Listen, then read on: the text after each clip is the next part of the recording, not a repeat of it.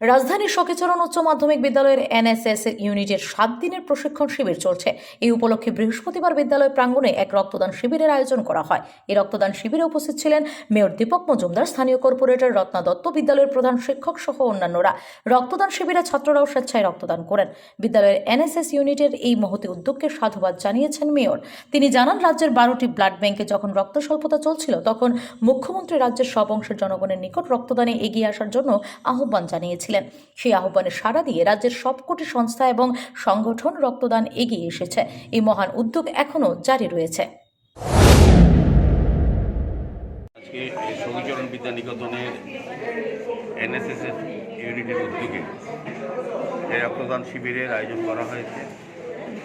আমি খুব আনন্দিত এবং তাদেরকে ধন্যবাদ জানাই যে আমাদের রাজ্যের মাননীয় মুখ্যমন্ত্রী প্রফেসর ডক্টর মানিক সাহা সারা রাজ্যবাসীর কাছে, সমস্ত স্বেচ্ছাসেবী সংগঠন, সমস্ত ব্যক্তি, প্রতিষ্ঠান, রাজনৈতিক দলের কাছে আহ্বান রেখেছিলেন যে আমাদের সরকার অনুমোদিত 12টি ব্লাড ব্যাংক এবং 2টি বেসরকারি ব্লাড ব্যাংকে রক্ত স্বল্পতা দেখা দিয়েছিল।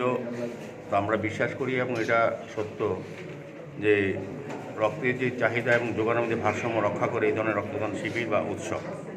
তো এনএসএস ইউনিট বরাবরই পরের জন্য সেবা করার যে ব্রতী বা